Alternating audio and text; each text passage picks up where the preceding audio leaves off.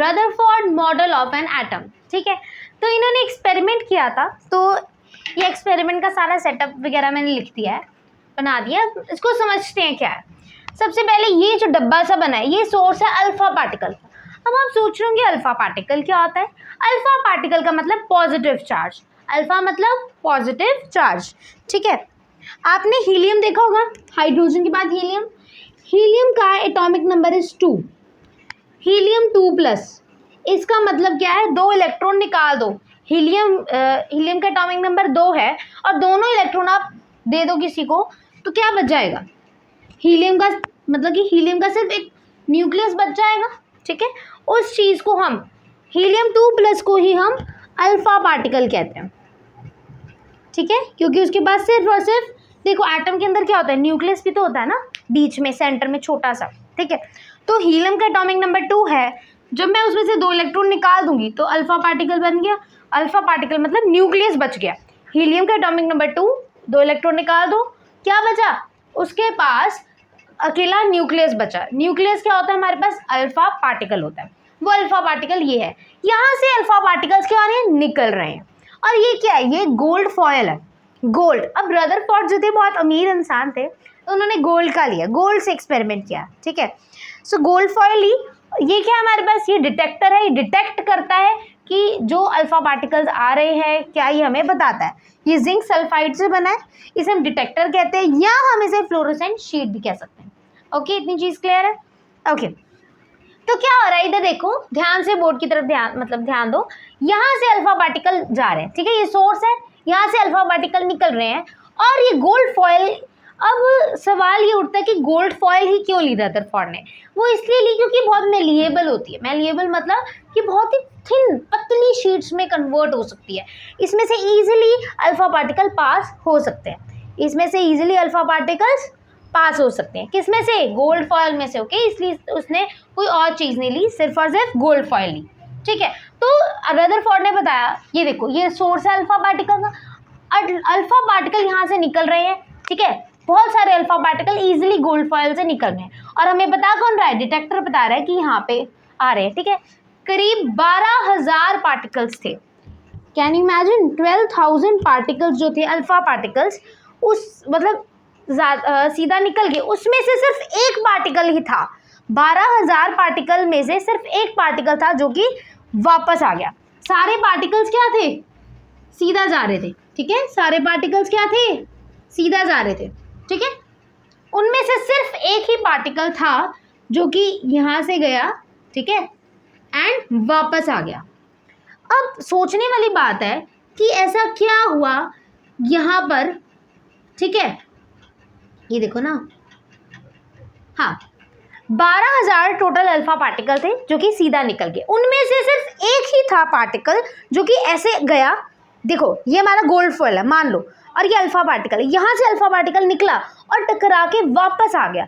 कुछ तो चीज़ रही होगी वहाँ पर जो कि ऐसे आया और एक पार्टिकल टकरा के चला गया। जरा सोचो, कुछ तो होगा, राइट। यहाँ पे इसका मतलब कुछ है जिससे टकरा के अल्फा पार्टिकल वापस आया। अब वो चीज़ क्या है, रदरफोर्ड सोचने लग गया कि कुछ तो होगा, तभी तो, ठीक है ना, वापस आया एक पार्टिकल। तो वो पार्टिकल वापस क्यों आया, अब मेरी बात सुनो। वो इसलिए वापस आया क्योंकि एटम के अंदर न्यूक्लियस भी तो होता है, राइट। न्यूक्लियस बहुत ही छोटा होता है और ताकतवर होता है। तो वो एक पार्टिकल यहाँ, न्यूक्लियस, यहाँ पे एक न्यूक्लियस था, न्यूक्लियस से टकराया एंड वापस आया, रीबाउंड, वापस आया, ठीक है, बाउंस बैक। ओके, 12,000 पार्टिकल सीधा गए, उनमें से सिर्फ एक पार्टिकल था जो कि वापस आया टकरा के। किससे टकराया, न्यूक्लियस से टकराया। और इससे उसे पता लगा, किसे, रदरफोर्ड को, ये एटम के अंदर न्यूक्लियस भी होता है। तो रदरफोर्ड ने न्यूक्लियस की डिस्कवरी करी। न्यूक्लियस एक पॉजिटिव चार्ज होता है, हमें ऑलरेडी पता है, राइट। तो आई होप सो आपको अब समझ लग गई होगी। दोबारा मैं एक्सप्लेन करती हूँ। ये सोर्स ऑफ अल्फा पार्टिकल है, यहाँ पे अल्फा पार्टिकल निकल रहे हैं यहाँ से, ठीक है, गोल्ड फॉयल में से ईजिली जा रहे हैं। बट अल्फा 12,000 में से सिर्फ ओनली 1 पार्टिकल बाउंस बैक हुआ। क्यों हुआ, क्योंकि वहाँ पे कुछ तो रहा होगा, तभी तो वापस आया। ये अल्फा पार्टिकल जा रहा है एक, और ये वापस आ गया टकरा के। ऐसा क्या, कुछ तो रहा होगा ना, तभी टकराया। वो कुछ क्या है, न्यूक्लियस है, ठीक है। तो इस प्रकार न्यूक्लियस की डिस्कवरी किसने करी, रदरफोर्ड ने करी। आई होप सो आपको समझ आ रही है।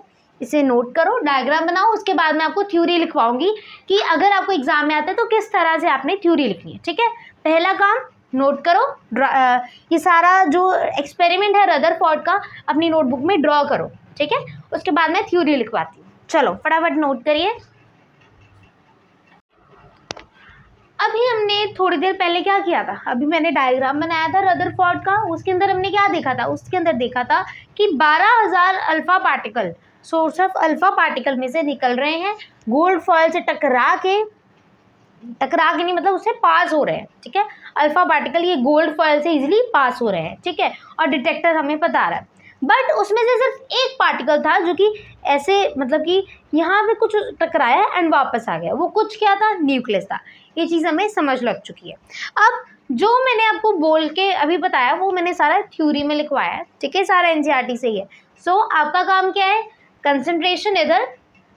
ठीक है, समझाने के बाद नोट भी करना है, पहले समझ लो।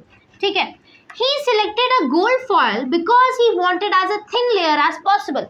उन्होंने गोल्ड फॉयल ही क्यों सिलेक्ट करी, वो कॉपर, एल्यूमिनियम कुछ भी ले सकते थे, स्टील कुछ भी है ना, बट उन्होंने गोल्ड ही क्यों लिया, क्यों, बहुत इंपॉर्टेंट चीज़ है थिन लेयर, क्योंकि वो बहुत ही पतली शीट में कन्वर्ट हो सकता है गोल्ड। ठीक है, थिन लेयर उसके लिए उन्होंने गोल्ड की, ठीक है, जो जितनी पॉसिबल हो सकती थी उतनी ली गोल्ड फॉयल की थिन लेयर। ठीक है, पहला point clear. Next, alpha particles are doubly charged helium ions. ये क्या होता है, हीलियम 2+ की बात हो रही है। अब डबली मतलब 2+ आयंस। ठीक है, most of the alpha particle pass straight through the gold foil. ज़्यादातर, ठीक है ना, जो अल्फा पार्टिकल थे सीधा ही पास हो गए। ये चीज़ तो हमें पता लग चुकी है। आगे, Some of the alpha particles were deflected by the foil by small angles। जैसे कि इधर देखिए, ये अल्फा पार्टिकल का सोर्स था और यहाँ पे गोल्ड फॉयल है, मान लीजिए यहाँ से क्या हो रहा है, ऐसे ऐसे ऐसे जा रही है सीधा, ये हमें डिटेक्टर बता रहा है, बट क्या हो रहा है, कह रहे कुछ जो है ऐसे, ठीक है ना, मतलब कि स्ट्रेट जा रहे हैं। यहाँ पे एक लाइन लिखी थी ना, कहाँ गई वो, हाँ, most of the alpha particle pass straight through the gold foil. ये चीज़ क्लियर है कि नहीं क्लियर? ठीक है, और ऐसे कुछ डिफ्लेक्ट भी हो रही है। ठीक है, कुछ एंगल पे। Some of the alpha particles were deflected by the foil by small angles. Surprisingly 1 out of every 12,000 particles appear to rebound. Surprise वाली बात ये थी, 12,000 पार्टिकल में से सिर्फ एक पार्टिकल रीबाउंड हो गया, बाउंस बैक हो गया। ये चीज़ क्लियर है? ओके, तो अभी मतलब कि एक पार्टिकल आया और वो टकरा के कुछ चीज़ से टकरा के वापस आ गया, वो क्या होगी, कुछ तो होगा ना वहाँ पे जिससे वो टकराया और वापस आ गया, वो क्या है, हमारा न्यूक्लियस है। इस प्रकार न्यूक्लियस की डिस्कवरी हुई। अब ये इमेजिन किया था रदरफोर्ड ने। ठीक है, अब ऑब्जर्वेशन जो ऑब्जर्व किया एक्सपेरिमेंट से हमने वो पढ़ेंगे। Okay, most of the space inside the atom is empty. बिल्कुल कह रहे ज़्यादातर जो एटम के अंदर स्पेस होगी वो खाली होगी, एम्प्टी होगी। ऐसा क्यों? बिकॉज देखो ना, अल्फा पार्टिकल सीधा जा रहे हैं, मतलब एटम के अंदर कुछ है ही नहीं, इसलिए तो खाली है ना, वो न्यूक्लियस के अलावा तो कुछ है ही नहीं। और ठीक है, इलेक्ट्रॉन्स, प्रोटॉन्स, न्यूट्रॉन्स, ये होता है ना एटम के अंदर। वो क्या कह रहा है, ज़्यादातर मतलब मोस्ट ऑफ द स्पेस, ज़्यादा जो है, आधे से ज़्यादा जो स्पेस है वो खाली है एटम के अंदर। ठीक है, क्योंकि अल्फा पार्टिकल सीधा पास हो रहे हैं। 12,000 पार्टिकल्स में से सिर्फ एक पार्टिकल ही वापस आया था। ठीक है, देखो, most of the space inside the atom is empty. Why? Because most of the alpha particles pass through the gold foil. Gold foil से, ये गोल्ड फॉयल हमारी गोल्ड फॉयल से पास कर गए थे without getting deflected. Okay, now conclusion. ठीक है, ये ऑब्जर्वेशन का पार्ट था, ये कंक्लूजन का कि हमें इससे क्या मिला, न्यूक्लियस की डिस्कवरी मिली। देखो, द पॉजिटिवली चार्ज आएगा, the positively charge centre in an atom is called nucleus. ये एटम है ना, ये जो बीच में जो होता है ना, ये बहुत ही छोटा सा, ये न्यूक्लियस है हमारा। ठीक है, positively charge centre in an atom is called nucleus. ये न्यूक्लियस की डेफिनेशन है। ये जो पॉजिटिव चार्ज सेंटर होता है एटम का, उसे हम न्यूक्लियस कहते हैं। Okay, the electrons revolve around the nucleus in circular path. अब देख सकते हैं आप, ये हमारा न्यूक्लियस है एंड ये हमारा ठीक है, शेल है। अब ये क्या आ रहा है, इलेक्ट्रॉन्स है रिवॉल्व करते हैं आसपास इर्द गिर्द किसके, न्यूक्लियस के। ठीक है, ये चीज कही है इसने, the electrons revolve around the nucleus in circular path. The size of the nucleus is very small as compare to the size of the atom. ये देखो, एटम का साइज ये है और न्यूक्लियस का साइज ये है। ऑब्वियस है, एटम के साइज से न्यूक्लियस का साइज तो छोटा होगा ना। फॉर एग्जाम्पल, आप रह रहे हैं घर में, घर के अंदर, अब देखो कोई बड़ी चीज़ के अंदर छोटी चीज़ आ सकती है, जैसे डब्बे के अंदर डब्बा, जैसे बड़े पतीला, फिर छोटा पतीला, फिर उसके अंदर और छोटा पतीला, जैसे किचन में नहीं डालते सेटअप करके, ये एक बहुत बड़ा पतीला है, उसके अंदर छोटा पतीला आ सकता है ना, फिर उससे और छोटा आ सकता है, राइट। उसी प्रकार ही यहाँ पे क्या बात हो रही थी, size of the nucleus is very small. ये न्यूक्लियस है, न्यूक्लियस का साइज तो छोटा ही होगा ना इस एटम से, तभी तो उसके अंदर है। ठीक है, the size of the nucleus is very small as compare to the size of the atom.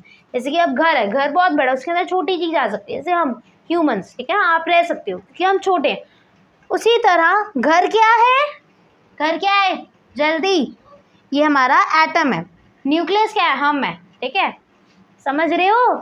Okay, दोबारा फटाफट पढ़ लेते हैं। He selected a gold foil because he wanted as a thin layer, क्योंकि उसे थिन लेयर चाहिए थी। Alpha particles are doubly charged helium ions. Most of the alpha particles straight चले गए, कुछ अल्फा पार्टिकल डिफ्लेक्ट हो गए कुछ एंगल से, 12,000 में से एक वापस आया। ऑब्जर्व क्या किया, आधे से ज़्यादा स्पेस खाली है एटम की, एम्प्टी है।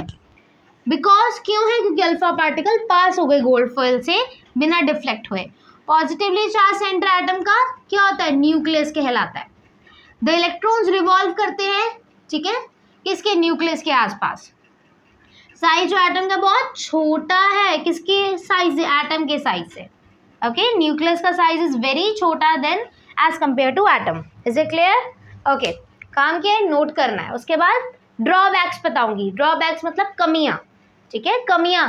अभी तो हमने इसकी अचीवमेंट देखी ना, इससे पहले में न्यूक्लियस के बारे में कुछ नहीं पता था। ठीक है, रदरफोर्ड ने क्या किया, न्यूक्लियस की डिस्कवरी करी, हमें बताया कि एटम के अंदर न्यूक्लियस होता है। हमने अभी तक एटम की डिस्कवरी कर ली, न्यूक्लियस की कर ली, अभी हम इसकी कमियां देखेंगे कि रदरफोर्ड ने क्या ड्रॉबैक किया था इसका।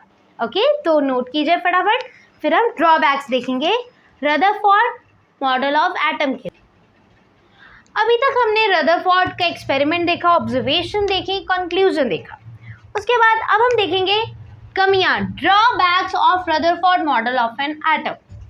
इनसे पहले एक साइंटिस्ट आए थे जिनका नाम था प्लैंक, मैक्सवेल प्लैंक। उन्होंने बताया कि अगर कुछ भी मतलब, ठीक है ना, कोई भी चार्ज पार्टिकल एक्सेलरेट होता है, मूव करता है, ठीक है, उसकी वेलोसिटी चेंज होती है, तो वो एनर्जी लॉस करेगा ही करेगा। ये चीज़ उन्होंने कही, ठीक है, ध्यान से सुना। उसके बाद आए रदरफोर्ड, उन्होंने बताया the revolution of the electron in an circular orbit is not expected to be stable. कह रहे अब ये न्यूक्लियस है और ये हमारा शेल है, ठीक है, उसके आसपास घूमना स्टेबल नहीं है उसके लिए। क्या कहा इन्होंने, expected, not expected to be stable नहीं है इसके आसपास घूमना। Any particle in a circular orbit would undergo acceleration, acceleration पता है ना, change in velocity upon time, change in time, ठीक है। Thus the revolving electron loss energy. अब ठीक है ना, अगर इलेक्ट्रॉन रिवॉल्व करेगा, एक शेल से दूसरे शेल जाएगा, रिवॉल्व करेगा इधर उधर, तो कुछ एनर्जी तो लॉस होगी ना, ठीक है। तो thus the revolving electron loss energy, energy loss करेगा and finally fall into the nucleus, ठीक है। वो मतलब कि जो इलेक्ट्रॉन है घूमते घूमते घूमते घूमते न्यूक्लियस के अंदर ही आ जाएगा और एटम खत्म। समझ रहे हो? इफ दिस वर, अगर ऐसा हो गया, so the atom should be highly unstable. Atom क्या हो जाएगा, हाईली अनस्टेबल हो जाएगा, जो कि पॉसिबल ही नहीं है, एटम तो स्टेबल होता है, right. So but as we know atoms are quite stable, ऐसा पॉसिबल ही नहीं है। ये चीज उन्होंने गलत बताई, ठीक है। दोबारा समझ लेते हैं। The revolution of the electron in an circular orbit is not expected to be stable.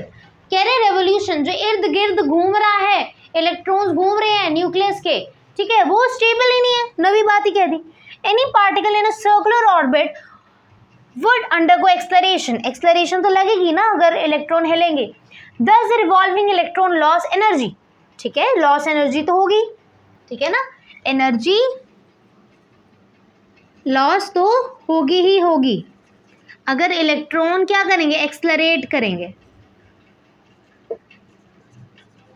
समझ रहे हो, एनर्जी लॉस होगी ही होगी अगर ऐसा हुआ। And finally fall into the nucleus, और न्यूक्लियस के अंदर ही आ जाएगा इलेक्ट्रॉन, घूमते घूमते घूमते इलेक्ट्रॉन गया गया गया गया गया अंदर ही चला जाएगा। If this were so the atom should be highly unstable, क्या हो जाएगा वो, हाईली अनस्टेबल। ठीक है, ये तो मैंने अभी जस्ट लिखा है समझाने के लिए, आपको अपनी नोटबुक में बस यहाँ तक नोट करना है एंड ये डायग्राम भी बनाना है। ठीक है, आई होप सो आपको समझ लगी होगी। ड्रॉबैक्स क्या है Rutherford model of an atom के, फटाफट नोट कर लीजिए। ओके